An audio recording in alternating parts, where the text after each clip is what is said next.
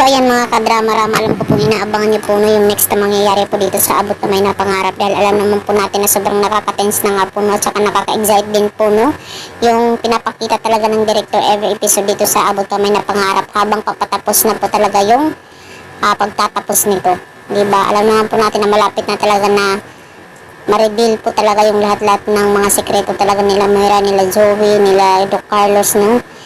So mga kadrama, alam naman po natin ngayon na talagang sila Moira ay nandun nga po talaga sa isla no, at saka itong sila Lynette ay pinuntahan nga po nila itong si Moira at saka kasama yung mga pulis, di ba, dahil nung time na nalaman ni nila Lynette at saka yung mga coast guard doon na buhay pa daw itong si Moira, dahil akala nga po nila is patay na nga po itong si Moira, pero hindi pa po pala, di ba?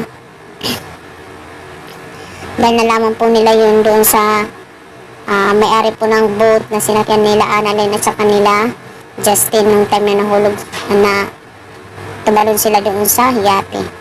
So ngayon talagang hahanapin talaga ng mga pulis yung talaga si Moira saka si Dax, at saka alam naman po natin mga kadrama na possible talaga madakip na talaga itong si Moira, diba? At saka pag nakita talaga ng mga pulis itong si Moira, sasabihin niya taas ang kamay, walang kikilos sa masama, diba?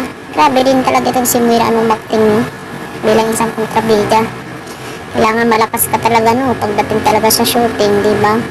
Kaya itong si Moira madadakip at balik sa kulungan ulit. Sana nga po no mabalik siya sa kulungan na para talaga pagbayaran na niya talaga yung lahat ng mga kasalanan niya, dahil lalong-lalo na nalaman din talaga ng mga netizen na siya talaga yung mastermind ng pagkawala talaga ni Don Pepe, dahil nga po yun sa kagagawan din ni Doc Carlos na talagang naka-live siya noong mga time na yun. Talagang nakawala pa siya dito kay Moira o kay Doc Carlos itong si Moira. Talagang yun din talagang gusto ng director, kasi pag talagang nawakan niya ni Doc Carlos, wala nang ibang mangyayari, hindi pa sa shooting nila. Alam naman po natin mga kadrama na medyo naging mahaba din talaga. Actually mahaba din talaga yung drama na to dito sa GMA, yung Abot na May na Pangarap. Yung sana nga po no is malapit na talagang matapos yung drama na to dito sa Abot na May na Pangarap. Sana nga po no madakip na itong si Moira, madakip na itong si Dax, si Carlos, para magkaalaman na talaga yung totoo, diba? Kasi yun naman lang grabe na yung revelasyon about sa pagkatao ni Joel sa pagkamatay ni Don Pepe is matagal pa rin talaga yung malaman, diba?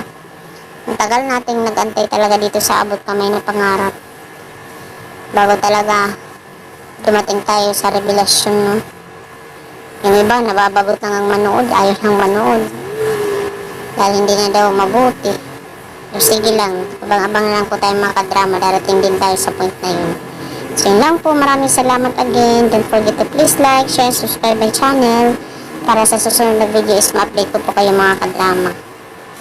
So yun lang po, thank you so much.